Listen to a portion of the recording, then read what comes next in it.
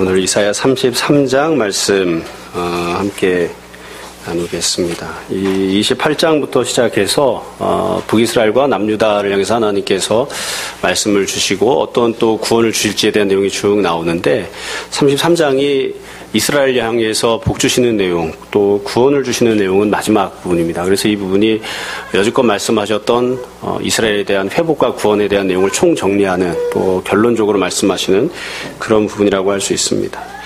아마 여러분들도 다 이렇게 텔레비전 이렇게 가끔 보시다 보면 이렇게 훅 질르는 때가 있을 거예요. 아마 홈쇼핑 같은 거 이렇게 보시다. 저는 안 봅니다. 홈쇼핑. 근데 보면 그런 얘기 하더라고요. 이렇게 보면 또 이렇게 선전하는 그 상품은 나쁜 게 없어요. 도대체. 단점이 없죠. 장점만 얼마나 많이 이렇게 이야기하는지 모릅니다. 그래서 그걸 보다 보면 마치 안 사면 손해를 볼 것 같은, 안 사면 손해인 것 같은. 어느 분이 그러더라고요. 그러다가 이제 황영조가 나와서 뛰면 러닝머신을 사게 된다. 사야 될 것 같은 막. 그래서 우리가 신앙생활 하면서 도대체 우리가 어떤 유익을 누릴 수 있는가, 또 하나님께서 우리에게 어떤 구원을 약속하시는가, 또 우리가 무엇을 소망해야 되는가를 또 잘 알고 주님 앞에 나와서 그런 가난한 마음으로 기도하고 은혜를 사모하고 그랬으면 좋겠는데, 이 교회 나오면 도대체 나와서 왜 나오는 거냐? 기본적으로 예배드리는 건 도대체 뭐냐? 예배드리면서 어떤 은혜를 받을 수 있느냐? 우리가 신앙생활하면서 주님을 향해 무엇을 소망해야 되느냐? 이런 등등에 대해서 상세히 잘 모르는 때들이 많죠. 여지껏 사실은 다 이야기해온 거예요. 기본적으로 다 우리가 본능적으로 알고 있는 것들이기도 하고, 오늘 하나님께서 베푸시는 구원과 관련해서 이 내용을 좀 다시 이렇게 쭉 살펴보려고 합니다. 이 33장은 좀 본문이 균형 있게 이렇게 써 있는 것은 아니에요. 그래서 전반부와 후반부로 나누는데 1절부터 16절까지가 전반부고요. 17절부터 24절까지가 후반부입니다. 근데 전반부는 다시 앞부분, 뒷부분, 후반부도 앞부분, 뒷부분 이렇게 되어 있습니다. 그래서 전반부 1절부터 16절까지가 앞부분 한 번 했던 얘기를 뒷부분에 한 번 더 하고, 후반부에서 앞부분 했던 얘기를 다시 한 번 하고. 근데 다 좋은 내용이라 하나님이 구원 베푸시는 것에 대해서 4번 반복해서 말씀하신다, 이렇게 생각하시면 됩니다. 조금 차이가 있다면 전반부는 구원이 어떤 과정을 통해서 펼쳐지는지를 쭉 순서대로 과정별로 이렇게 해놨다면 17절부터 나오는 후반부에서는 구원받은 결과에 대해서 쭉 설명을 합니다. 오늘은 할 수 있는 대로 앞부분은 짧게 하고 뒤에 후반부 부분을 조금 더 상세하게, 여지껏은 맨날 앞부분을 이렇게 많이 하다가 뒷부분 넘어가는 때들이 있었죠. 좀 거꾸로 살펴볼까 싶습니다. 자, 먼저 1절부터 6절까지 말씀을 다시 한번 보겠습니다. 이 전반부 중에도 앞부분인데요. 1절부터 6절까지를 보시면 그냥 본문을 쭉 읽으면 이게 무슨 말인가 싶을 수 있지만 순서를 따라서 순차대로 이렇게 쭉 잘 논리적으로 서술을 해놨습니다. 그래서 1절부터 보시면 제일 처음에 지금 현재 이스라엘이 살아가는 현실이 어떠한지를 이야기하고, 두 번째로는 그 현실 속에서 이스라엘이 어떻게 기도했는지, 반응을 어떻게 했는지, 기도하거든요. 기도하는 반응을 한 것에 대해서. 그리고 세 번째로는 그 결과 하나님이 어떤 구원을 베푸셨고, 맨 마지막 네 번째는 그렇게 구원받은 사람들이 하나님 앞에 어떤 찬양을 드렸는지가 나옵니다. 그러니까 현실, 기도, 구원, 찬양, 요 순서로 1절부터 6절까지가 간단하게 쭉쭉쭉 나오는 거예요. 먼저 1절을 보세요. 현실이 어떠하냐? 너 학대를 당하지 아니하고도 학대하며 속이고도 속임을 당하지 아니하는 자여 화 있을진저. 네가 학대하기를 그치면 네가 학대를 당할 것이며 네가 속이기를 그치면 사람이 너를 속이리라. 현재 현실은 어떠하냐면 학대와 속임이 있는 현실입니다. 사실 이 본문에서는 이 이스라엘이 이 식민지 상태가 돼서 아수르든 바벨론이든 이런 외국 나라가 들어와서 학대하고 속이고 있다, 이렇게 명시적으로 표현하진 않았어요. 그렇기 때문에 외국 세력에 의해서 이런 학대와 속임을 당하든지, 아니면 현재 위정자들이 악한 사람들이기 때문에 학대와 속임을 당하는지는 확실하지 않습니다. 여하튼 상황은 학대와 속임을 당하고 있는 그런 모습이에요. 근데 이 학대와 속임을 속이는 자들이 누구냐면, 학대하는 자들은 학대를 당하지 않은 사람들이에요. 그러니까 힘이 너무 좋아가지고, 힘이 세서 권력이 있어서 학대당할 그런 염려가 없어요. 근데 그런 자들이 학대를 당해본 적도 없고 학대당할 염려할 수도 없는, 할 필요도 없는 자들이 학대하고 속이는 그런 상황인 거죠. 그게 현실입니다. 더군다나 참 비참한 것은 이스라엘이 죄를 범했기 때문에 지금 이런 현실을 당하는 거예요. 믿음의 연단을 당하는 것이 아니라 자기들이 죄를 범해서 하나님으로부터 심판을 받아서 심판의 결과로 학대와 속임을 당하는, 그게 현재의 현실이었습니다. 여러분 살아가시면서 혹시 나는 학대를 당했다, 이렇게 당해보신 적 있습니까? 혹시 그런 경험 뭐 누가 몇 대 때렸다 이런 건 학대가 아니에요. 누가 제 옆에 있는 애가 나를 흘겨봤어요. 이런 거 말고 학대를 당하거나 속임을 당하는. 이제 그게 현실이었습니다. 자, 그럼 이런 현실 속에서 이스라엘 백성들은 어떤 선택을 하느냐? 2절에 보면 간구합니다. 이제 이게 구원을 받는 과정이에요. 학대를 받았을 때 내가 비록 죄악 때문에 심판받는 상황이지만 그럼에도 불구하고 하나님 앞에 다시 기도하고 간구하는 거예요. 그래서 2절에 보시면 여호와여 우리에게 은혜를 베푸소서. 그래서 은혜를 베풀어 달라고 하나님 앞에 기도합니다. 그 은혜 베풀어 달라는 내용이 우리가 주를 앙망합니다. 주는 아침마다 우리의 팔이 되시며 환난 때 우리의 구원이 되소서. 그래서 주님께서 우리의 팔이 되어주시고 주님께서 우리의 구원이 되어달라 그렇게 기도를 해요. 기도하는 내용을 보시면 이게 아무것도 아닌 것처럼 보여도 아주 중요한 특징이 있습니다. 그게 뭐냐면 내 팔에 힘을 주셔서 내가 능력 있는 자가 되게 하셔서 나로 하여금 나를 학대했던 자들에게 원수를 갖게 하옵소서. 이게 아니에요. 나에게 힘을 달라는 게 아니에요. 나에게 능력을 달라는 게 아니라 하나님께서 모든 것들을 감당해 달라 그렇게 기도를 해요. 그리고 하나님께서 팔이 되어주시고 하나님께서 구원을 베푸실 때에 이러하게 해달라고 구체적인 내용은 써 있지 않아요. 그러니까 모든 처분은 그냥 하나님께 맡겨버린 거예요. 어떤 모양이 되어도 좋으니까 하나님께서 일어나시고 하나님께서 능력자가 되어주시고 내 팔에 힘을 주시는 게 아니라 하나님께서 친히 하나님의 팔로 그 마치 내 팔이 되는 것처럼 하나님의 팔로 하나님의 능력으로 우리에게 구원을 베풀어 주시고 그렇게 간구합니다. 사실 2절 마지막 부분에 보시면 아침마다 우리의 팔이 되어달라고 했죠. 이 아침마다 우리의 팔이 되어달라고 하는 표현은 한편으로 보면 매우 슬픈 표현입니다. 왜냐하면 아침마다 학대를 당하고 있는 거거든요. 아침마다 학대를 당하고 아침마다 속임을 당하고 아침마다 날마다 하나님의 구원이 필요한 내 힘으로는 도대체 어떻게 할 수 없는 그런 상황을 만나니까 하나님께 구원을 베풀어 달라 그렇게 간구를 하는 겁니다. 여러분 이스라엘 백성들은 어려운 일을 만나도 이렇게 간구한 적이 별로 없었습니다. 우리도 비슷합니다. 어려운 일을 만났을 때 기도하러 나오고 간구하고 은혜를 구해야 되는데 그렇게 안 하는 때들이 많죠. 근데 지금 두 번째 단계는 어떠하냐?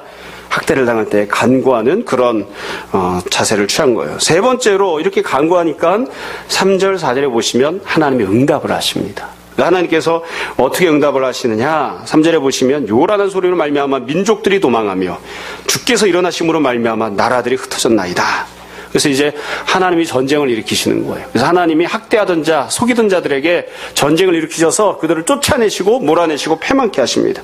그래서 4절에 보시면 황충의 때같이 사람이 너희의 노량물을 모을 것이며 메뚜기가 뛰어오름같이 그들이 그 위로 뛰어오리라. 하나님이 전쟁하셔서 학대하던 현재의 지배계급을 지배자들을 다 몰아내시니까 여지껏 억압당하고 착취당하고 그리고 좌절 가운데 있었던 이스라엘 백성들이 메뚜기가 뛰는 것처럼 막 뛰노는 거예요. 사실 저도 이게 익숙한 분위기는 아닙니다. 여러분 메뚜기가 뛰는 거 보셨습니까?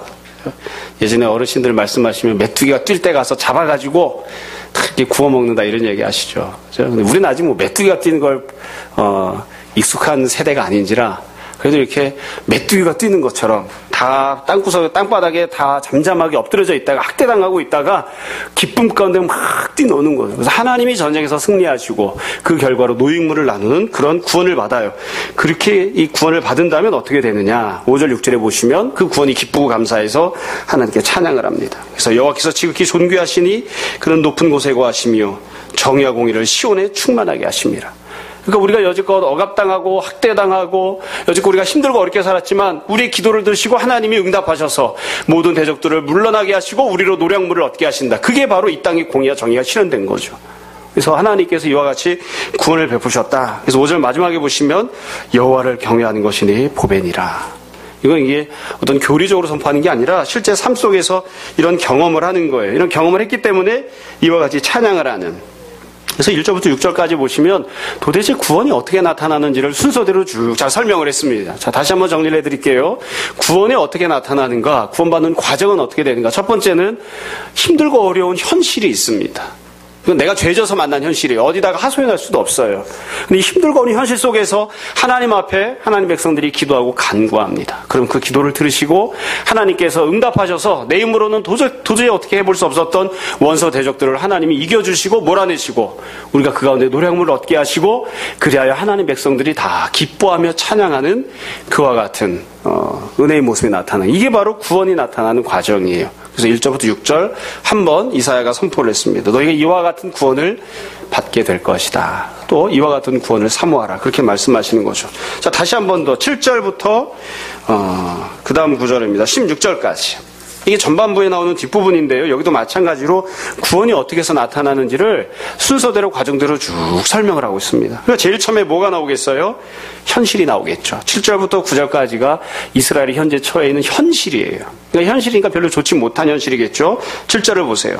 보라 그들의 용사가 밖에서 부르짖으며, 그러니까 그들은 대적들이에요. 대적들의 용사들이 밖에서 부르짖고 있는 거예요. 뭐라고 부르짖을까요? 그렇죠? 이 자식들 나오기만 해봐라. 다 죽었어. 그리고서는 다 칼 뽑아 들고서 서서 외치고 있는 거죠. 그러니까 이스라엘 백성들은 집 밖에 못 나가요. 칼에 맞아 죽을까봐. 밖에 나가면 대적들이 소리를 지르고 있으니까 못 나가는 거예요. 그러고선 가만히 죽치고 앉아 있어요. 뿐만 아니라 평화의 사신들이 슬피 곡하며, 그래서 이스라엘 백성들이 어떻게 하면 살아남을까 고민을 하다가 사신들을 보냈습니다. 평화의 사신을, 좀 화평을 맺고 좀 살려달라 하고 사신들을 보냈는데 사신들이 슬프게 곡하고 있어요. 왜 곡하고 있을까요? 가서 조약을 못 맺은 거예요. 좀 살려달라고, 우리가 조공도 드리고 물질도 드리고 할 테니까 우리를 좀 살려달라고 평화조약을 맺으러 갔는데, 비굴하게 갔는데도 불구하고 우리는 그런 거 싫어. 그러니까 이 조약 맺으러 갔던 사신들이 다 슬프게 곡하고 있는 거죠. 그래서 8절에 보시면 대로가 황폐하여 행인이 끊어지며, 그러니까 길바닥에 아무도 안 나와 있어요. 길거리에 아무도 안 나와 있고 대적이 조약을 파하고 성읍들을 멸시하며 사람을 생각하지 아니하는도다. 여지껏 그래도 조금이라도 맺어놓았던 조약도 지켜주지 않고 사람들을 다 죽이는 힘들고 어려운 그런 상황이 된 거죠. 그래서 9절에 보시면 사람만 힘들어하는 게 아니에요. 땅이 슬퍼하고 쇠잔하며 레바논은 부끄러워하고 마르며, 이스라엘만 힘들어하는 게 아니라 레바논도 마찬가지고 사론도 마찬가지고 바산과 갈멜은 나무잎을 떨어뜨리는도다. 이게 현재 현실이었어요. 그래서 대적과 원수들이 전혀 상황을 봐주지 않는, 어떻게 살아날 길이 없는, 그냥 온 사방 천지가 죽어야만 되는 그런 죽을 길만 있는 그런 모습이 이제 현실인 거죠. 자, 그럼 앞에 1절부터 6절까지 생각해 보시면 그 다음에 뭐가 나와야 되는 걸까요? 기도가 나와야죠. 이런 현실에 처해 있던 이스라엘 백성들이 하나님 앞에 기도하고 간구하는 그 내용이 나와야 됩니다. 근데 이 부분에는 기도하고 간구하는 내용은 생략되어 있습니다. 그 부분은 없고요. 그 다음에 순서로 나오는 게 하나님께서 이 상황에서 구원을 베풀어 주시는 거예요. 10절부터 14절을 보세요.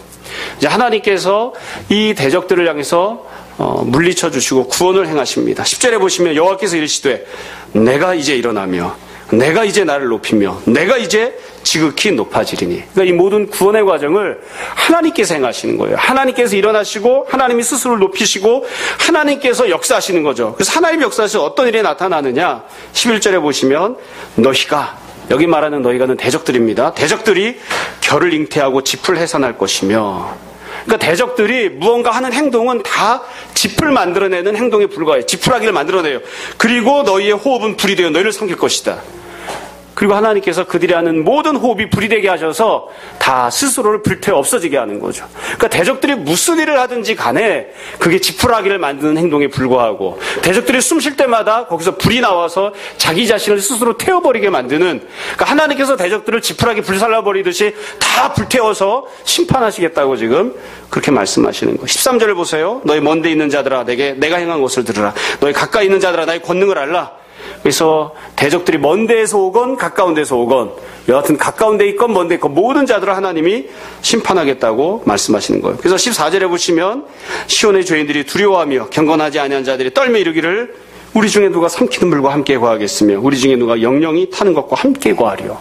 하나님께서 불로 태우시고 심판하시기 때문에 그 하나님 앞에서 우리가 온전히 서 있을 수 없다, 다 탄식하는, 대적들이 그와 같이 탄식하고 다 결국 패망해서 쫓겨나가는 그런 구원을 하나님께서 행하시겠다 말씀하시는 거예요. 그러니까 그 모든 구원을 다 받은 다음에 이스라엘 백성들이 마지막으로 무엇을 합니까? 하나님을 찬양합니다. 그 찬양하는 내용이 15절 16절에 나와요. 그 찬양할 때 이렇게 찬양을 합니다. 오직 공의롭게 행하는 자, 정직히 말하는 자, 토색한 재물을 가증 여기는 자, 손을 흔들어 뇌물을 받지 아니하는 자. 그러니까 손을 흔들어 뇌물을 받지 않는다는 것은 누군가 뇌물을 줄 때 안 받겠다고 그렇게 손을 흔드는 거예요. 그렇죠? 한번 흔들어 봤으면 좋겠어요. 받을 위치가 안 돼서. 그 다음엔 귀를 막아 피 흘리려는 꾀를 듣지 아니하는 자. 누군가가 다른 사람 좀 죽여 없애자, 나쁜 일 하자 할 때는 귀를 막고서 안 듣는 거예요. 그렇죠? 우리 예전에 조선시대에는 그랬다고 그러죠. 나쁜 얘기를 하면 가서 귀 씻었다고 그러죠. 듣지 못할 말 들었다고. 그렇죠? 또 눈을 감아 악을 보지 아니하는 자. 누군가 악한 일을 할 때 눈을 가리고서는 그걸 쳐다보지 않는 거예요. 그래서 16절, 그는 높은 곳에 거하리니 견고한 바위가 그의 요새가 되며 그 양식은 공급되고 그의 물은 끊어지지 아니하리라. 이게 무슨 얘기냐면 찬양을 하는데 여지껏 세상에서 살아가면서 이렇게 믿음으로 살았다. 믿음으로. 누군가가 뇌물을 주면 내가 손을 흔들어서 받지 아니하였고, 악한 일을 보려고 할 때는 눈을 가려서 보지도 않았고, 악한 일을 하자고 누군가 나를 꿰면 내가 귀를 막고 그걸 듣지 않았어요. 그러면 세상살이 하는 동안에는 망하는 줄 알았어요. 세상에서는 악한 일을 하고 부도덕한 일을 하고 그래서라도 성공해야 되는 거라고 생각했다고요. 그랬는데 나는 그렇게 살지 않겠다고 믿음으로 살고 하나님 붙들고 의지했어요. 그럼 망할 줄 알았는데 하나님께서 그와 같이 믿음으로 행하고 하나님 붙들고 의지했던 자들을 높은 산성에 거하게 하시고 높은 바위에 거하게 하시고 그에게 먹을 것 마실 것을 끊임없이 공급하셔서 지금처럼 구원을 허락하셨다라고 찬양하는 거예요, 지금. 그러니까 신앙으로 살던 사람, 믿음으로 살던 사람, 하나님 의지하고 살던 사람들을 하나님께서 구원하셨노라고 찬양하는 그와 같은 내용이 이 전반부 뒷부분에 있습니다. 이 전반부까지 다시 한번 정리를 해볼게요. 전반부에 보시면 똑같은 내용이 두 번 반복됩니다. 하나님께서 구원을 베푸시는데 어떻게 구원을 베푸시는가? 과정들이 쭉 나옵니다. 처음에는 현실이 나와요. 내가 죄를 져서 그런 현실을 당한 거예요. 좋지 못한 현실이 나와요. 그 현실을 당했을 때, 심판과 형벌을 받았을 때에 하나님 앞에 기도하고 간구합니다. 그럼 하나님이 그것을 들으시고 응답하셔서 내 힘으로는 어쩔 수 없었던 대적과 원수들을 물리쳐 주시고 구원을 베풀어 주십니다. 그러면 그 구원을 받은 이후에 우리가 다 함께 둘러앉아 하나님 앞에 찬양하고 내가 받은 이 은혜를 너도 받으라고 권면하는 그와 같은 모습이 주어질 것이다. 이게 구원을 약속하신 하나님이 구원을 약속하신 모습입니다. 우리가 이런 구원을 받았으면 좋겠습니다. 자, 후반부로 넘어가 봅시다. 여러분 17절부터 24절까지가 후반부인데요. 그럼 이와 같이 하나님이 구원을 주시면 그럼 도대체 어떤 결과가 나타나느냐? 전반부에서는 구원이 이루어지는 과정에 초점을 맞췄다면 27절부터는 구원이 나타난 결과에 초점을 맞추어서 하나님의 말씀을 선포하십니다. 이 구원이 나타난 결과는 28장부터 나왔던, 앞에 나왔던 28장부터와 그렇게 다르지 않습니다. 하나님이 구원을 베푸시면 두 가지가 변합니다. 첫 번째는 지도자가 변하고요. 두 번째는 백성이 변합니다. 그래서 하나님께서 지도자의 변화를 어떻게 주시는가, 또 백성들이 어떻게 변하게 되는가를 두 번 반복해서 이야기를 했어요. 그러니까 지도자의 새로운 지도자, 새로운 백성 한 번 말씀하시고, 다시 한 번 더 새로운 지도자, 새로운 백성 다시 한 번 더 말씀하시고, 이렇게 되어 있습니다. 자, 먼저 17절부터 19절까지입니다. 17절부터 19절. 17절에 보시면 새로운 지도자에 대한 내용을 하나님이 말씀하세요. 17절 제가 다시 한번 읽어드릴게요. 네 눈은 왕을 그의 아름다운 가운데서 보며 광활한 땅을 눈으로 보겠다. 이 구원이 나타난 결과예요. 그러니까 여지껏은 없었던 새로운 왕을 보게 되는 겁니다. 새로운 통치자를 하나님이 주시겠다고 말씀하세요. 근데 그 새로운 통치자를 어떻게 보느냐? 아름다운 가운데서 본다. 그러니까 새로운 통치자를 보면 아름답게 느끼는 거예요. 그 새로운 통치자가 아름다운 거예요. 사실은 이 아름답다고 하는 표현은 하나님 말씀이 온전히 성취가 되었을 때를 수식하는 표현입니다. 그러니까 하나님 말씀대로 순종하고 하나님 말씀대로 하나님의 복이 성취가 되는 그와 같은 모습을 행하는 왕을 하나님이 주신다는 거죠. 근데 사실 하나님 말씀이 성취가 되었다 아니다 이걸 떠나서 여러분 통치자가 아름답게 느껴지시는 때가 언제 있었나 한번 생각해 보십시오. 여러분 현재의 통치자가, 우리나라의 통치자가 아름답게 느껴지십니까? 지금 그 얘기하고 있는 거예요. 여지껏은 억압하고 착취하고 통치하던 악한 자들이 있었기 때문에 아름답게 느끼지 않았어요. 근데 하나님께서 새로운 통치자를 주신다고요. 새로운 통치자를 주시는데 그 새로운 통치자를 보면서 백성들이 아름답게 느끼는 거예요. 아름답게 보는 거예요. 이거는 국가만이 아니라 교회와 가정도 마찬가지입니다. 저를 보십시오. 아름답게 느껴지시나요? 저 어렸을 때 별명이 옥돌매입니다. 옥상에서 떨어진 매주. 근데 이게 그런 얘기가 아닌 거죠. 지금 외모가 어떠냐에 지금 관련된 게 아니라 하나님 말씀대로 순종하고 하나님이 주시는 귀한 은혜의 통로가 되어지는 그런 새로운 통치자를 하나님이 주기 때문에 그 통치자를 아름답게 보는 거예요. 여러분, 아빠가 들을 수 있는 가장 아름다운, 가장 귀한 칭찬이 뭘까요? 아름다운 아빠라고 딸이 말을 해주는 거예요. 저는 딸이 없어서 이렇게 자신 있게 말씀드려요. 머슴아들은 아들들이 아버지한테 아버지는 참 아름다운 아버지예요. 이렇게 얘기는 잘 안 하잖아요. 그렇죠? 제가 중학교 때 저희 선생님 중에 체육 선생님이 아주 무식한 선생님이 한 분 있었어요. 예. 애들을 화나면 앞에서 막 가위도 던지고 참 어떻게 그런 시대가 있었어요. 근데 그분이 애가 셋이 있었는데 애 셋 이름이 뭐냐면 첫째 이름은 참, 둘째 이름은 아름, 셋째 이름은 뭐겠어요? 다운이에요. 그래서 부인이 자기를 부를 때 뭐라고 하냐면 보통 애들 아빠 이렇게 호진이 뭐 정진이 아빠, 의자 뭐 이렇게 부르잖아요. 정진이 엄마, 의진이 엄마. 그러니까 부인이 자기를 부를 때 참 아름다운 아빠 이렇게 그렇게 부르라고 그렇게 정했다는 거예요. 자기는 그렇게 듣고 싶었대요. 아버지가 늘 자기 두들겨 패고 그래가지고 힘들게 살았다. 그래서 자기는 아름다운 아빠가 되고 싶었대. 그래서 실제로 아름다운 아빠가 되든 말든 여하튼 불려지는 것만이라도 이름이라도 참 아름다운 아빠. 지금 하나님께서 은혜를 주시면 구원을 주시면 어떤 결과가 나타나느냐? 새로운 통치자를 주시는데 나라도 교회도 가정도 아름다운 새로운 통치자를 주시는 거예요. 아름다운 새로운 통치자를. 이해가 되시죠? 우리 한국인 형제님이 28일 날 결혼한답니다. 그렇죠? 결혼을 하면 부인을 데리고 오잖아요. 자매를. 그렇죠? 우리가 꼭 다짐해야 될 게 있어요. 우리 장인 어른보다는 내가 더 잘해줘야지. 그렇죠? 굉장히 쑥스러워하시는군요. 그래서 부인이 나를 향해서 아름다운 남편이라고 부르는, 그리고 내가 낳은 자식이 나를 향해서 아름다운 아버지라고 부르는, 그게 우리가 바라봐야 되는 그런 모습이, 그게 하나님의 구원이 나타난 결과니까요. 그러면 지도자만 바뀌느냐? 아니에요. 백성도 바뀌는데 백성들이 살아갈 때는 어떻게 되느냐? 18절부터 19절을 보세요. 한 구절도 한 단어도 빼놓을 게 없습니다. 여러분 18절에 보시면 이 백성들이 살아가던 삶 속에서 사라지는 것 세 가지가 나옵니다. 하나님이 새로운 통치자를 주시고 백성들이 살아가는 삶의 터전을 새로운 삶의 터전으로 만들어주셔서 세 가지를 없애시는데 18절 보세요. 네 마음은 두려워하던 것을 생각해내리라. 그러니까 지금 두려워하지 않아요.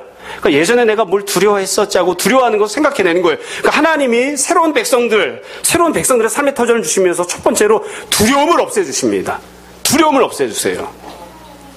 이걸 다르게 표현하면 온전한 자유예요. 온전한 자유. 두려움을 없애주시는데 참 이게 삶 속에서 이게 하나님의 은혜가 구원이 나타나면 이 모습이 되어야 되는 거거든요. 여러분 이게 뭐 어려운 내용이 아닙니다. 우리나라에서 살아가시면서 어떤 얘기든 다 편안하게 하실 수 있습니까? 내가 이 이야기 했을 때 감옥에 끌려가거나 경찰에서 잡아갈 거야 이런 생각 없이 아무 얘기나 편안하게 하실 수 있습니까? 그게 언론의 자유예요. 두려움이 없는 거예요. 두려움이 없는 거. 무슨 이야기를 하던 내가 쥐새끼를 그려놓던 당모가지를 그려놓던 내가 끌려가지 않을 거야. 편안하게 할 수 있는 거. 내 의사를 편안하게 밝힐 수 있는 거. 그게 언론의 자유죠. 그렇죠? 저는 우리나라는 언론의 자유가 없다고 생각하는 목회자거든요. 그리고 언론의 자유가 없는 걸 법으로 만들어놨으면 그 법도 지켜야 된다고 생각하는 사람입니다. 근데 그게 가장 바람직하고 아름다운 모습은 아니지만 그러니까 하나님께서 새로운 나라를 주시면 구원의 성취를 주시면 첫 번째로 두려움을 없애세요. 두려움만 없애느냐? 아니에요. 두 번째로 또 뭘 없애시느냐? 18절 두 번째 줄에 보세요. 계산하던 자가 어디 있느냐? 공세를 계량하던 자가 어디 있느냐? 망대를 계수하던 자가 어디 있느냐? 계산하던 자들이 없어져요. 이게 무슨 말이냐면 이 악한 통치자들이 와서 악한 관리들을 보냅니다. 그럼 악한 관리들이 와서 어떻게 하느냐면 자 이번에 세금을 얼마를 내야 됩니다 하고서 뜯어가는 거예요. 뜯어가는데 백성들이 먹고 살기가 어렵잖아요. 어려우니까 이번에 다 못 냈습니다. 이번에 조금 좀 봐주십시오. 그러면 안 돼. 네가 이번에 내야 될 게 100인데 지금 80 냈으니까 20 아직 비었다. 다음에 와서 20 꼭 더 내라. 하고서 와서 계산하고 있는 거예요. 계량하고 있는 거예요. 너 나와서 망대를 몇 미터 쌓아야 돼. 근데 제가 농사도 바쁘고 다른 일도 있어서 그걸 다 못 쌓는데요. 이번에 제가 3미터 쌓으라고 했는데 1미터밖에 못 쌓는데요. 너 비어있는 거 2미터 내가 기록해놨으니까 언제든 와서 이거 다 해야 된다. 하고 착취를 하고 있는 관리자들이 있는 거예요. 근데 그 착취하던 관리자들을 하나님이 없애주세요. 그러니까 첫 번째로 없애는 건 두려움. 두 번째로 없애는 건 무엇이에요? 착취하는 관리자를 하나님이 없애주신다고. 세 번째로는 19절. 네가 강포한 백성을 보지 아니하리라. 세 번째로 없애주시는 건 강포한 백성입니다. 길바닥에 나가면 폭력을 사용하는 강포한 자들이 없어요. 원래는 그런 자들이 굉장히 횡행해 있었다고요. 여러분 이게 참 비극적인 것인데요. 아마 여러분들은 그런 경험이 없을지도 모르겠어요. 제가 어렸을 때는 저희 좀 집을 지어놓고 월세를 좀 많이 받아야 되겠다 해가지고 저희 부모님이 집을 지어서 저희는 지하실에 들어가서 살고 1층은 미군 세를 주고 2층도 미군을 세를 줬어요. 왜냐면 미군에게 세를 주면 부대에서 돈이 나오거든요. 그러니까 우리나라에 주둔하고 있는 미군들이 들어와 살 때에는 그냥 집만 좋은 데를 찾아서 살아요. 어차피 부대에서 돈 주는 거니까. 그래서 길바닥에 나가면 미군들이 많이 있었어요. 저희 동네에. 그래서 미군들이 무슨 말 쓰겠어요? 한국말 안 써요. 영어 쓰는 거죠. 그렇죠? 제가 제일 처음 배운 영어가 shut up. 무슨 말인지 모르고 이게 나중에 보니까 입 닥쳐 그런 뜻이더라고요. 미국 아저씨가 맨날 저한테 shut up, shut up. 길바닥에서 애들이 시끄럽게 떠들고 노니까. 그렇죠? 19절 밑에 보시면 이렇게 되어 있어요. 그 백성은 방언이 어려워 네가 알아듣지 못하며 말이 이상해 네가 깨닫지 못하는 자니라. 그러니까 하나님께서 이거 다 치워주신다는 거예요. 만약에 우리나라가 힘이 있고 만약에 우리나라가 정말로 부유하고 능력이 있으면 길바닥에서 영어를 쓰는 미군이 있을 필요가 없는 거예요. 북한 땅에도 소련말을 쓰고 있는 소련 군대가 있을 필요가 없는 거예요. 사실은 이스라엘 땅에도 수리한 말을 쓰고 있는 아수르나 메소포타미아 지역에 말을 쓰고 있는 그런 군인들이 들어와서 혹은 그 지역에서 힘을 쓰고 있던 깡패들이 들어와서 길바닥에서 폭력을 행사하는 그런 일이 있을 필요가 없는 거죠. 이게 먼 나라 얘기가 아닙니다. 우리나라가 일제시대가 되었을 때에 일본 애들이 들어와서 통치하면서 어떻게 했습니까? 깡패도 일본 애들 데리고 들어왔죠. 그렇죠? 착취하는 관리들도 일본 애들 데리고 들어왔죠. 다 그렇게 해서 지냈었다고요. 근데 하나님께서 제거해 주신다는 거예요. 첫 번째로는 두려움을, 두 번째로는 착취하는 자들을, 세 번째로는 폭력을 행사하는 자들을 다 없애주신다는 거예요. 다 없애주시겠다. 이게 하나님께서 구원을 주셨을 때 나타난 결과입니다. 조금 확장해서 한두 가지 더 말씀드릴게요. 이걸 거꾸로 이야기하면 이렇게 이야기할 수 있습니다. 하나님은 절대로 이 세 가지를 하지 않으세요.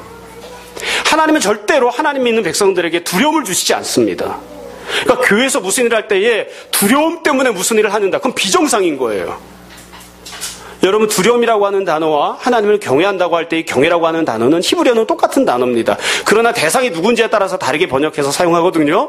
근데 하나님을 경외하는 것과 우리가 두려움을 갖는 것은 전혀 다른 거예요. 내가 하나님이 하나님이시고 내가 피조물이기 때문에 하나님 앞에서 두려워하는 경외하는 마음을 갖는다. 당연히 가져야지 돼요. 그런데 내가 이거 안 하면 벌 받겠지, 이거 안 하면 죽겠지, 이거 안 하면 망하겠지. 그래서 무언가 두려워하는 마음으로 이런 말을 하면 안 되겠지. 그런 두려워하는 마음으로 하나님은 그런 마음 주시지 않으세요. 그건 옳지 않은 거예요. 바람직하지 않은 거예요. 거꾸로도 두 번째도 마찬가지입니다. 하나님 절대로 착취하지 않으세요. 착취하지 않습니다. 성도가 먹고 살기 힘들어 죽겠는데 이것저것 해가지고 헌금으로 이것저것 명목 빼내서 착취해가는 듯한, 절대로 하나님 그렇게 하지 않으세요. 착취하는 관리자를 보내지도 않으세요. 언젠가 말씀드린 적이 있을 거예요. 저희 동기 목사님이 목동에서 부목사로 사역을 했는데 교회가 예배당을 크게 줬어요. 그러니까 돈이 많이 필요하잖아요. 부목사님이 힘들어 죽겠대요. 괴롭대요. 왜 괴롭냐 그랬더니 신방을 하루에 20군데를 다녀야 되는데 신방을 다니는 이유는 뭐냐면 가서 성도들이 예배당을 짓겠다고 작정헌금했던 것을 얼마큼 냈는지를 체크를 해요. 체크를 해서 얼마 냈다 그렇게 체크를 해주는 거죠. 그래서 이 목사님이 하시는 얘기가 내가 지금 이게 목회를 하고 있는 건지 일수장사를 하는 건지 모르겠다. 내가 이 목회를 하는 건지 일수장사를 하는 건지 모르겠다. 여러분 제가 여러분에게 11조 얼마 하는지 물어본 적 있습니까? 안 묻죠? 그렇죠? 쳐다보면 돼요. 그냥 이렇게 장부를. 가급적 안 쳐다봐요. 하나님은 착취하는 관리자를 보내신 적이 없어요. 네가 원래 11조를 32만 5천 원 해야 되는데 이번에 28만 원 했으니까 나머지 4만 5천 원을 다음번에 반드시 붙여서 내라. 하나님 그렇게 안 하세요.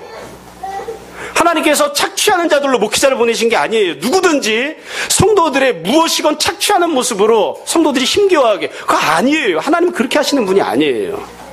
안 어렵죠? 다 이해가 되시죠? 세 번째도 마찬가지죠. 하나님은 절대로 강포하게 행동하지 않으세요. 강포하게 어떤 폭력적으로 무언가를 행동해가지고 사람들을 몰아세우거나 성도들을 내몰아세우는, 절대로 그렇게 하지 않으세요. 그거는 세상의 악한 통치자들을 그렇게 하는 거예요. 악한 통치자. 여러분 이것은 구원이 나타난 결과이니까 기본적으로 신앙적인 모습이지만 일상적인 삶 속에서도 마찬가지입니다. 나라가 제대로 된 나라가 되고 있느냐, 교회가 제대로 된 방향으로 가고 있느냐, 마찬가지 세 가지가 있는지 잘 보세요. 나라도 비록 신앙인 지도자가 아니라 할지라도 이 세 가지를 없애는 방향으로 가야 되는 겁니다. 첫 번째는 두려움을 없애야지 돼요. 온전한 자유를 주어지는. 두 번째로는 착취하는 모습이 있어서는 안 됩니다. 세 번째로는 치안이 잘 유지가 되어야지 돼요.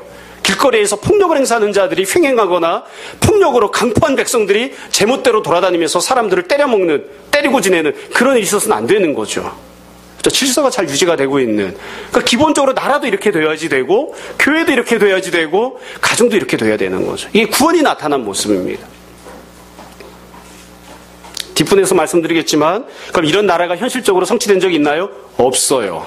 역사상 그런 나라가 성취된 적이 없습니다. 그래서 이 모든 말씀들은 다 사실은 예수 그리스도를 통하여 우리 가운데 주어지고 성취가 되죠. 자, 뒤에 다시 한번 반복하는 내용을 봅시다. 20절부터 24절까지 보시면 새로운 나라, 하나님께서 구원을 베풀어 주셨기 때문에 성취가 되는 새로운 세상에 대한 모습이 다시 한 번 더 반복됩니다. 여기도 마찬가지로 지도자에 대해서 그리고 백성에 대해서 이야기가 나옵니다. 먼저 지도자를 보세요. 20절에 보시면 우리 절기의 시온성을 보라. 네 눈이 안정된 처소인 예루살렘을 보리니. 그러니까 하나님께서 절기를 지키는 예루살렘을 주시겠다 하십니다. 절기를 지키는 예루살렘. 이것도 어떻게 보면 비극적인 이야기입니다만 예루살렘은 절기를 지켜본 적이 없습니다. 거의 없습니다. 그러니까 신앙생활을 잘하는 하나님 말씀대로 순종하는 그런 시온성을 내가 너에게 주마. 그리고 나서는 21절 보세요. 여호와는 거기에 위엄 중에 우리와 함께 계시리니. 그러니까 새로운 통치자를 주시는데 하나님이 주시는 새로운 통치자는 무엇이냐면 신앙생활을 잘하고 있는 시온성 가운데에 위엄 가운데에 우리와 함께 하시는 여호와를 주시는 거예요. 앞부분에서는 아름다운 왕을 주셨죠. 지금은 위엄 가운데 우리와 함께 하시는 여호와.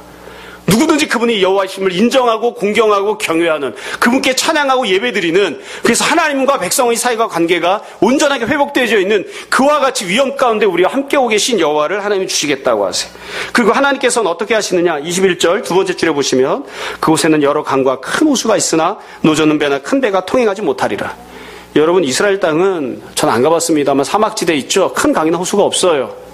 큰 강이나 호수가 그런데 다 널려져 있는 그리고 그 가운데에 착취하거나 조공물품을 받아가기 위해서 다니는 그런 배들은 전혀 존재하지 않는 그러니까 풍요로움만 넘치는 그런 세상을 주시는 하나님께서 그렇게 해주겠다는 거예요. 그러면 그렇게 새로운 통치자인 하나님이 오시면 백성들은 어떻게 되느냐? 백성들은 어떻게 또 새로운 백성들이 되느냐? 23절과 24절에 보시면 새로운 백성에 대한 얘기가 다시 나옵니다. 한 번 더 나옵니다. 자, 마지막 부분이니까 다시 한번 잘 보세요. 23절 독특하게 출발합니다. 새로운 백성들을 하나님 만들어주시는데 23절 네 돛대줄이 풀렸으니 돛대 밑을 튼튼히 하지 못하였고 돛을 달지 못하였느니라. 이건 무슨 말이냐면 여러분 저는 뭐 어촌에서 일하는 사람이 아니라 물고기 잡는 사람이 아니라 또 배 타는 사람이 아니라 그렇긴 하지만 돛대 밑을 튼튼히 해야 될까요? 튼튼히 안 해야 될까요? 튼튼히 해야죠. 돛을 달아야 될까요? 안 달아야 될까요? 돛을 달아야죠. 근데 백성들은 그거 안 하고 있는 거예요. 그러니까 백성들은 좀 우리식으로 좀 나쁘게 표현하면 게을러 터지고 성실하지 못하고 자기가 마땅히 해야 될 일을 하지 않아요. 불성실한 백성들에 불과해요. 그런 불성실한 백성들임에도 불구하고 자격을 갖추지 못한 백성들임에도 불구하고 하나님께서 은혜를 주시겠다는 거예요. 그 이 백성들에게 은혜를 주시는데 어떤 은혜를 주시냐? 첫 번째로 때가 되면 재물을 탈취하여 나누리니 그러니까 풍요로움을 주십니다. 누가 그 재물을 나누느냐? 저는 자도 재물을 취할 것이다. 원래 저는 자는 사회에서 보면 소외되어 있는 사람들이죠. 탈취물을 나눌 만한 입장이 아니에요. 정상적인 사람들 사회 속에서도 사람들로부터 손가락질을 당하거나 옆으로 치워지는 사람이죠. 근데 그와 같이 저는 자들, 자기가 직접 나가서 전쟁하거나 승리한 적이 없는데 하나님께서 이겨주시고 탈취물을 그 저는 자들까지도 나눠 갖게끔 하셔서 저는 자들까지도 모두가 다 물질적인 풍요를 소유하고 누리는 자들 되게 하시겠다. 하나님 백성들은 비록 자격을 갖추고 있는 자들이 아니라 할지라도 저는 자에 불과한다 할지라도 하나님 주시는 풍요를 누리게 하시겠다고 말씀을 하세요. 이게 첫 번째 구원의 내용입니다. 백성들이 누리는 그런 은혜예요. 저는 사실은 이 내용을 보면서 마음이 한편으로는 참 어려웠어요. 왜 그러냐면 이 정치적인 입장에 의해서 어떤 관점이 바뀌는 지금 그 얘기를 하는 게 아니라 우리나라에서도 마찬가지예요. 유럽에서도 그렇고 미국에서도 그렇고 보편적인 복지에 대한 이야기를 할 때에 과연 가난한 사람이 그 사람 자신이 성실하게 살았느냐 살지 않았느냐와 상관없이 그 사람이 먹고 살 수 있거나 그 사람이 인간답게 살 수 있도록 도와주는 것이 과연 타당하냐. 이거에 대해서 의견들이 많이 나뉘죠. 그렇죠? 제가 안식년 때 미국에 갔을 때 데모하는 걸 처음 봤어요. 워싱턴에 구경을 갔더니만 데모를 하러 왔는데 미국 50개 주에서 다 버스를 대절해서 데모를 왔더라고요. 그래서 피켓을 들었는데 뭐라고 써놨냐면 오바마는 빨갱이, 오바마는 공산주의자, 조지 워싱턴이 무덤에서 일어날 것이다. 막 이렇게 해서 막 팻말을 들었다고. 뭐냐면 의료보험을 이제 개혁하는데 흑인들이나 혹은 세금 많이 내지 않는 사람들에게 의료보험 해주지 마라 이거예요. 내가 세금 내고 내가 의료보험에 돈을 낸 것을 불성실하게 살고 술이나 먹고 마약이나 했던 그런 사람들이 의료보험 혜택을 받는 그런 돈에다 쓰지 마라. 나는 그렇게 불성실하게 살던 사람들에게 나라에서 세금을 공급해서 세금을 통해서 혜택을 주게끔 하라고 그러라고 내가 세금 낸 것이 아니다. 그 일을 하는 건 공산주의나 도대체 다를 게 뭐냐. 그래가지고 이렇게 딱 데모를 하더라고요. 그러니까 그런 입장을 갖고 있는 분들도 나름대로 이유가 있는 것이고 또 그런 것들을 다 동의하시는 분들이 많이 있을 때에는 그게 타당한 면이 있기 때문이에요. 우리나라도 마찬가지잖아요. 왜 우리가 가난한 사람들에게 도움을 줘야 되느냐. 자기들이 알아서 열심히 살 수 있게 해야지. 게으르고 가난하니까 게으르고 또 노력하지 않으니까 저렇게 가난하게 지내는 것 아니냐. 왜 그걸 나라가 나서서 구제를 해줘야 되느냐. 근데 지금 제가 말씀드리는 건 이런 어떤 정치적인 입장을 말씀드리고 있는 게 아니에요. 지금 하나님께서 구원을 베푸시면 어떤 결과가 나타나느냐. 저는 자들에게도, 절고 있는 자들에게도 탈취물을 그들에게 하나님께서 공급하셔서 그들이 풍요를 누리는 자가 되게 하실 것이다. 그래서 하나님이 원하시는 세상은 이런 세상인 거예요.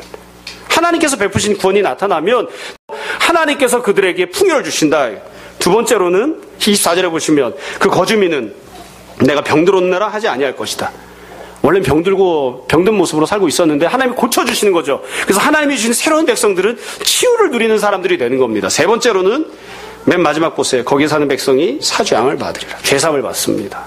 그러니까 결국 하나님께서 백성들을 새로운 백성으로 만들어주실 때에는 이 세 가지를 주세요. 첫 번째는 그가 비록 저는 자라 할지라도 물질적인 풍요를 주시고, 두 번째로는 그가 비록 병들었던 자라 할지라도 하나님께서 그에게 병고침을 주시고, 세 번째로는 그가 비록 죄인을 할지라도 죄사함을 하나님이 그에게 주세요. 물질적인 풍요를. 다 이해가 되시죠? 물질적인 풍요를, 육체적인 질병의 치유함을, 그리고 영적인 죄사함을 주시는 거예요. 그래서 원래 지금 현재 살고 있는 세상은 어떠하냐면 가난하고 병들고 아픈 사람들, 그리고 죄를 짓고 있는 죄인들이 온 세상에 가득해요. 그게 이스라엘 백성들의 모습인데 하나님께서 그들에게 구원을 주시면 가난한 자들에게 풍요를, 병든 자들에게 치유함을, 그리고 죄인들에게 죄사함을 하나님이 공급해 주신다. 이와 같은 새로운 세상을 하나님께서 구원으로 주시겠다고 약속하시는 거예요. 그러니까 우리가 바라봐야 되는 세상도 이거예요. 이 땅에서 살아가고 있는 세상도 이런 거예요. 우리나라가 어떤 나라가 되어야 합니까? 우리나라가 어떤 나라가 되어야 합니까? 우리가 현실적으로 여러 가지 제약들이 있어서 그렇지, 물질적인 재화에 제한이 있어서 그렇지, 그 재원을 어디서 마련할 건데 이것 때문에 그렇지, 우리가 지향하고 추구해야 되는 나라는 어떠한 나라냐면 이런 나라인 거죠. 통치자가 신앙인이건 신앙인이 아니건 저는 자들도 먹고 살 수 있는, 노동할 수 없는 자들도 기본적으로 생활할 수 있는, 그리고 풍요를 누릴 수 있는, 아픈 자들이 치유함을 받을 수 있는, 그리고 영적으로 죄를 갖고 있는 자들이 죄사함을 받을 수 있는, 그게 우리가 원하는 나라이고 교회이고 그리고 가정인 거죠. 말씀 정리하겠습니다. 이사야가 28장부터 시작해서 쭉 말씀을 선포하면서 구원을 허락하겠노라고, 하나님께서 구원을 베푸시겠노라고 말씀을 쭉 선포했습니다. 그러면서 28절이 거의 이 지금 읽은 33장이 거의 결론적인 내용이에요. 어떤 과정을 통해서 하나님이 구원을 주시기를 원하시는가? 전반부입니다. 첫 번째로, 현실은 비록 내가 지은 죄 때문에 힘들고 어렵지만 내가 주님 앞에 나와서 간구하고 그로 말미암아 주님이 응답하셔서 구원을 베풀어 주시고, 그래서 모두가 다 함께 주님이 베푸신 구원으로 기뻐하고 찬양하고 감사하는 그와 같은 구원을 하나님이 베풀길 원하십니다. 그럼 그와 같은 구원을 하나님이 주셨을 때 어떤 구원의 결과가 이 땅 가운데 나타나게 되고, 우리가 도대체 어떤 나라와 어떤 교회를, 어떤 가정을 소망해야 되는가? 모두가 다 절기를 지키는 시온성을 바라보며 그 가운데에 아름다운 왕으로 우리 가운데 위엄을 갖고 계신, 우리 가운데 자정에 계신 여호와를 바라보는, 그리고 뿐만 아니라 우리를 여지껏 못살게 굴었던 모든 것들이 다 사라지는, 두려움도 사라지고 착취하는 자들도 사라지고 모든 악한 것들이 다 사라지는, 그리고 하나님이 주시는 참된 풍요와 하나님이 주시는 치유와 하나님이 주시는 죄사함이 가득 찬 그와 같은 세상, 그와 같은 백성, 그것이 바로 우리가 소망해야 되고 우리가 또 바라봐야 되는, 또 주님이 약속하신 구원이 가득한 세상입니다. 여러분, 아까도 잠시 말씀드렸습니다만 사실은 이 모든 내용은 이 땅에서 성취가 되지 않습니다. 이 땅에서 성취가 되기가 어렵습니다. 거의 불가능하죠. 다윗이 왕이 되어도 저는 자가 풍요를 누리지 못해요. 다윗이 왕이 되어도 아픈 사람이 병고침 받는 게 아니에요. 그런데 이 모든 것들이 다 성취가 되는 것은 사실은 예수 그리스도께서 우리 가운데 주인으로 오시고 우리 통치자가 되어주시고 주님의 모든 만물을 온전하게 다스리심이 성취가 되어지는 영원한 하나님 나라이신 모든 것들이 성취가 되겠죠. 그리고 하나님 나라에 가면 여기서 선포가 되고 있는 구원받은 세상뿐만이 아니라 더 아름답고 놀라운 세상을 우리가 바라보고 누릴 수 있게 되겠죠. 그래도 우리가 신앙생활하면서 이 땅 가운데에서 주님 앞에 나와서 예배드리고 은혜를 사모할 때에 늘 이 모습을 소망하고 주님께 구하고 기도하는 그런 모습들이 되었으면 좋겠습니다. 여러분, 무엇을 기도하십니까? 어떤 것을 기도하십니까? 가정에서 기도하실 때에는 내가 아름다운 아버지가 되게 해주십시오. 신앙 안에서 하나님이 온전히 계심을 보여주는 아버지가 되게 해주십시오. 그래서 내 아내가 그리고 내 자녀들이 절대로 두려움 없이 착취당하는 것 없이 그리고 내 아내가 내 자녀들이 온전한 풍요로움 가운데 온전한 자유로움 가운데 그리고 온전한 죄사함 가운데 거하는 그런 귀한 가정 그런 귀한 교회 되게 해주십시오. 내가 살아가고 있는 이 나라가 내 자녀들에게 그와 같은 나라가 되게 해주십시오. 우리가 다 그런 소망을 가지고 기도하고 바라보고 지낼 수 있었으면 좋겠습니다. 제가 처음에 잠깐 말씀드렸습니다만 참 이게 날씨도 따뜻해지고요. 어떻게 보면 정말 중요한 것들을 우리가 학교에서는 잘 못 배우는 것 같아요. 며칠 전에 밥을 먹으러 가다가 이렇게 계단을 이렇게 올라가는데 그 앞에 조그마한 화분을 하나 심어 놓았더라고요. 화분에 보니까 정말로 많이 보았던 아주 익숙한 꽃이 피었어요. 조그만하게. 어렸을 때 꽃잎을 이렇게 따가면서 이렇게 가위바위보에서 따서 왜 그랬나 모르겠어요. 그래서 어린 것들은 생명을 죽이죠. 꽃을 막 따가지고 막 이렇게. 그래서 가만히 보니까 핑크 색깔로 이렇게 꽃잎이 이렇게 쭉 늘어져 있는데, 나와 있는데 너무 예쁘더라고요. 저같이 짐승처럼 팍팍한 심령을 갖고 있는 사람이 봐도 예쁘니까. 그리고 그 순간 제가 새롭게 깨달은 사실이 하나 있었어요. 아, 이 꽃이 무슨 꽃인지 내가 이름을 모르는구나. 몰라요, 그 꽃 이름이 뭔지. 제가 아는 건, 그래서 그 꽃을 부를 때는 빨간 꽃, 파란 꽃, 노란 꽃 이렇게 부른다고요. 그리고 나서 생각해 봤습니다. 내가 알고 있는 꽃 이름이 뭐가 있나? 아는 꽃이 없더라고요. 제가 아이들 학교에 태워다 줄 때 차를 운전하고 가면서 가끔 노래를 부릅니다. 곽꽃을 요즘 자주 부르거든요. 올해도 곽꽃이 피었습니다. 꽃밭 가득. 그러고 나서 생각해 봤어요. 곽꽃이 어떻게 생겼나? 본 적이 없어요. 몰라요. 그 노래 가사에 보면 누나는 곽꽃을 좋아해서 꽃밭 가득 곽꽃을 심어놨는데 곽꽃이 무슨 색깔인지 어떻게 생겼는지 언제 피는지 몰라요. 그러고 나서 보니까 학교에서 가르쳐준 게 없는 거예요.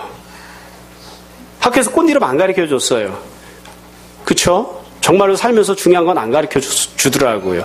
날마다 하루에 3번씩 숟가락질을 하죠. 젓가락질을 하고. 학교에서 숟가락질하는 거 젓가락질하는 거 안 가르쳐줍니다. 평생 살면서 제일 중요한 게 뭘까요? 마누라한테 잘하는 거예요. 남편한테 잘하고. 그럼 어떻게 남편과 아내와 의사소통을 하고 잘 해줘야 되는가? 어떻게 인간관계를 맺어야 되는가? 직장 나가면 옆에 있는 사람들과 지내죠. 상사에게, 동료에게, 그리고 아랫사람들에게 어떻게 배려하고 어떻게 점잖게 인격적으로 그렇게 이야기하고 대화하는가? 학교에서 한 가지도 안 가르쳐줘요. 미분적분만 가르치지. 평생 살면서 한 번도 미분적분 쓰지도 않는데. 전 문과라서 그렇습니다. 이과 쓸지도 모르겠어요. 그러니까 정말 중요한 거 안 가르치는 거예요. 정말 중요한 거는. 학교에서 옆에 있는 사람에게 인격적으로 대화하는 법을 도덕 시간에 배워보신 분. 어떻게 상대방을 배려하면서 대화하고 이야기해야 하는지를 배워보신 분. 결혼하고 부인에게 어떻게 해야 되는지를 배워보신 분. 자기 부인이 아기를 낳은 다음에 산후우울증이 온다는 사실을 학교에서 배워보신 분. 없죠. 중요한 건 안 가르치는 거예요. 그건 어디서 가르쳐야 되는 거죠? 집에서 가르치라고 안 가르친 거죠. 집에서. 집에서 뭐라고 가르치죠? 아빠가 딱 한마디예요. 너는 나처럼 살지 마라. 예. 딸은 화답을 하죠. 나는 엄마처럼 안 살 거야. 어디서 가르친 거예요 도대체? 제가 이 얘기를 말씀드리는 건 여러분 설교 시간에 우리가 듣고 배우는 이유가 있습니다. 교회에 우리가 나올 때 무엇을 소망하나요? 우리가 어떤 것을 기도 제목으로 가져야 되나요? 하나님 우리에게 구원을 주신다고 하면 그 구원은 도대체 어떤 종류의 무엇을 구원을 주신다는 것입니까? 우리가 지금 현재 행복하지 못하거나 조금 더 행복해지려면 무엇이 부족한 것이고 무엇을 더 체험받아야 되는 것입니까? 그래서 이거 배우라고 지금 성경 읽고 설교한 것입니다. 여러분 우리가 오늘 읽었던 33장 말씀을 다시 한번 잘 생각해 보시고 이거 학교에서 안 가르쳐 줍니다. 집에서 자녀들에게 가르치시고 부인과 함께 나누고 그리고 함께 모였을 때 이와 같은 내용으로 다 같이 기도하는 우리가 주님이 이사야 33장에 약속하신 그 모든 구원의 과정을 다 겪고 그래야 다 함께 찬양하는 자들이 되게 하옵소서. 우리들에게 새로운 통치자를 주시고 그리고 우리가 다 새로운 백성 되어서 다 주의 말씀을 듣고 저는 자는 일어나고 눈먼 자는 눈을 뜨고 귀머거리는 다 귀가 열리고 주의 말씀을 듣고 그래 우리 가운데 풍요로움이 치유함이 죄사함이 가득 차는 그와 같은 새로운 나라, 새로운 교회, 새로운 가정, 새로운 자아들이 되게 하옵소서. 우리가 다 그렇게 주님 앞에 기도하는 영혼들이 되었으면 좋겠습니다. 날마다 주님 베푸시는 은혜가 여러분 가운데 풍성하시기를 주님의 이름으로 축원합니다. 시간 잠시 기도하겠습니다.